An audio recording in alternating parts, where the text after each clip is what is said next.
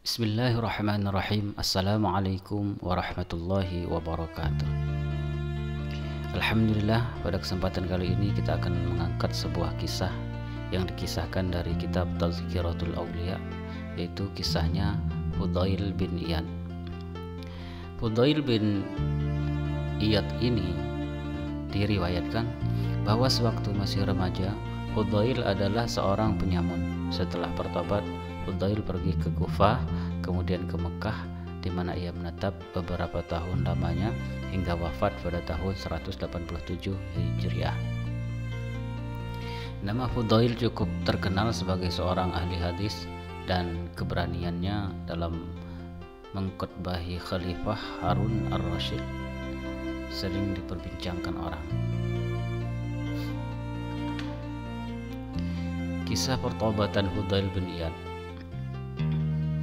Sewaktu masih remaja, Fudail mendirikan kemah di tengah-tengah padang pasir, yaitu di antara Merv dan Bawat. Jubahnya terbuat dari bahan kasar, topinya terbuat dari bulu domba, dan di lehernya senantiasa tergantung sebuah tasbih. Fudail mempunyai banyak teman yang semuanya terdiri dari para pencuri dan penyamun. Siang dan malam mereka merampok dan membunuh, lalu menyerahkan hasil rampasan mereka kepada Fudail karena ia adalah pemimpin mereka. Fudail mengambil sesuatu yang disukainya, sesudah itu membagi-bagikan sisa harta rampasan tersebut kepada semua sahabatnya. Ia selalu tanggap tentang sesuatu dan tak pernah absen dari pertemuan-pertemuan mereka. Setiap anggota baru yang sekali saja tidak menghadiri pertemuan, Fudail akan mengeluarkannya dari kelompok mereka. Suatu hari, sebuah kafilah yang besar melewati daerah mereka. Fudail dan sahabat-sahabatnya telah menanti-nantikan kedatangan kafilah itu. Di dalam rombongan itu ada seorang lelaki yang pernah mendengar desas-desus mengenai para perampok itu. Ketika ia melihat kawan perampok itu dan dari kejauhan, ia pun berpikir, bagaimana ia harus menyembunyikan sekantong emas yang dimilikinya. Kantong emas itu akan kusembunyikan, ia berkata di dalam hati. Dengan demikian, jika para perampok membegal rombongan ini, aku masih mempunyai modal untuk diandalkan. Lalu ia menyimpang dari jalan raya, kemudian ia melihat sebuah kemah dan di dekat kemah itu ada seorang yang wajah dan pakaiannya tampak sebagai seorang pertapa. Maka kantong emas itu pun lalu dititipkannya kepada orang itu yang sebenarnya adalah Fudail sendiri. Taruhlah kantongmu itu di pojok kemahku ini, kata Fudail. Lelaki itu melakukan seperti apa yang dikatakan Fudail. Kemudian ia kembali ke rombongannya, tetapi ternyata mereka telah dibegal oleh kawanan Fudail. Semua barang bawaan mereka telah dirampas, sedang kaki dan tangan mereka diikat. Lelaki itu melepaskan ikatan sahabat-sahabat seperjalanannya, setelah itu mengumpulkan harta benda mereka yang masih tersisa. Lalu menyingkirlah mereka dari tempat kejadian itu. Lelaki tadi kembali ke rumah Fudail untuk mengambil kantong emas yang dititipkannya tadi. Ia melihat Fudail sedang berkerumun dengan kawan perampok dan membagi-bagikan hasil rampasan mereka.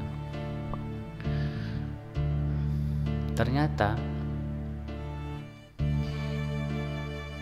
lelaki tersebut sangat kaget karena mengetahui ternyata telah menitipkan kantong emasnya kepada seorang maling. Lalu lelaki itu mengeluh, tetapi Fudail yang dari kejauhan melihatnya memanggilnya dan ia pun datang menghampiri. "Apa yang engkau inginkan?" lelaki itu bertanya kepada Fudail. "Ambillah barangmu dari tempat tadi dan setelah itu tinggalkanlah tempat ini." Lelaki itu segera berlari ke kemah Fudail, mengambil kantong emas dan meninggalkan mereka. Dengan keheran-heranan, teman-teman Fudail berkata, "Dari seluruh kafilah itu kita tidak mendapatkan 1 dirham pun dalam bentuk tunai. Tetapi mengapa engkau mengembalikan 10.000 dirham itu kepadanya?" Fudail menjawab, "Ia telah mempercayaiku seperti aku mempercayai Allah akan menerima taubatku nanti. Aku hargai kepercayaannya itu agar Allah menghargai kepercayaanku pula." Pada hari yang lain, mereka membegal kafilah dan merampas harta benda mereka. Ketika kawanan Fudail sedang makan, seorang anggota kafilah itu datang menghampiri mereka dan bertanya, "Siapakah pemimpin kalian?" Kawanan perampok itu menjawab, "Ia tidak ada di sini, ia sedang sholat di balik pohon yang terletak di pinggir sungai itu." "Tetapi sekarang ia belum waktunya untuk sholat," lelaki itu berkata. "Ia sedang melakukan sholat sunnah." Salah seorang di antara penjamun itu menjelaskan, "Dan ia tidak makan bersama-sama dengan kalian." Lelaki itu melanjutkan, "Ia sedang berpuasa," jawab salah seorang temannya. "Tetapi sekarang ini bukan bulan Ramadan, ia sedang berpuasa sunnah." Dengan sangat heran, lelaki tadi menghampiri Fudail yang sedang khusyuk di dalam sholatnya. Setelah selesai, berkatalah ia kepada Fudail, "Ada sebuah peribahasa yang mengatakan, hal-hal yang bertentangan tidak dapat dipersatukan. Bagaimana mungkin seseorang berpuasa, merampok, sholat, dan membunuh orang muslim pada waktu yang bersamaan? Apakah engkau memahami Al-Quran?" Fudail bertanya kepadanya. "Iya," jawab lelaki itu. "Tidakkah Allah yang Maha Kuasa berkata, orang-orang lain telah mengakui dosa-dosa mereka dan mencampur adukan perbuatan-perbuatan yang baik dengan perbuatan-perbuatan yang aniaya?" Lelaki itu terdiam, tidak bisa berkata apa-apa.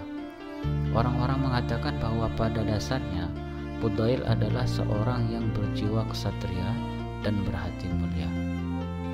Apabila di dalam sebuah kafilah terdapat seorang wanita, maka barang-barang wanita itu tidak akan diganggunya.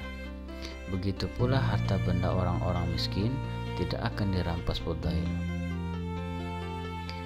Untuk setiap korbannya, ia selalu meninggalkan sebagian dari harta bendanya yang dirampas. Sebenarnya, semua kecenderungan Fudail tertuju kepada perbuatan yang baik. Pada awal pertualangannya, Fudail tergila-gila kepada seorang wanita. Fudail selalu menghadiahkan hasil rampasannya kepada wanita kekasihnya tersebut. Karena mabuk asmara, Fudail sering memanjat dinding rumah si wanita tanpa memperdulikan keadaan cuaca yang bagaimanapun juga. Sementara berbuat demikian, ia selalu menangis. Suatu malam, ketika ia sedang memanjat rumah kekasihnya itu, lewatlah sebuah kafilah dan di antara mereka ada yang sedang membacakan ayat-ayat Al-Quran. Terdengarlah oleh Fudail ayat yang berbunyi, "Belum tibakah saatnya hati orang-orang yang percaya merendah untuk mengingat Allah?" Ayat ini bagaikan anak panah menembus jantung Fudail, seolah sebuah tantangan yang berseru kepadanya, "Wahai Fudail, berapa lama lagikah engkau akan membegal para kafilah? Telah tiba saatnya kami akan membegalmu." Fudail terjatuh dan berseru, "Memang telah tiba saatnya, bahkan hampir terlambat." Fudail merasa bingung dan malu. Ia berlari ke arah sebuah reruntuhan bangunan. Ternyata di situ sedang berkemah sebuah kafilah. Mereka berkata, "Marilah kita melanjutkan perjalanan." Tetapi salah seorang di antara mereka mencegah. "Tidak mungkin. Fudail sedang menanti dan akan menghadang kita. Mendengar pembicaraan mereka itu, Fudail berseru, "Berita gembira, Fudail telah bertobat." Setelah berseru demikian, ia pun pergi. Sepanjang hari ia berjalan sambil menangis. Hal ini sangat mengembirakan orang-orang yang membenci dirinya. Kepada setiap orang di antara sahabat-sahabatnya, Fudail meminta agar janji setia di antara mereka dihapuskan. Akhirnya hanya tersisa seorang Yahudi di Bawat. Fudail meminta agar janji setia di antara mereka berdua dihapuskan, namun si Yahudi tidak mau dibujuk. Sekarang kita bisa memperolok-olok pengikut Muhammad. Si Yahudi itu berbisik kepada teman-temannya sambil tergelak-gelek.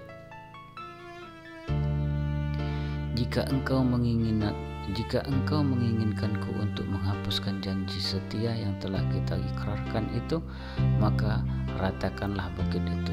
Si Yahudi berkata kepada Fudail sambil menunjuk ke arah sebuah bukit pasir.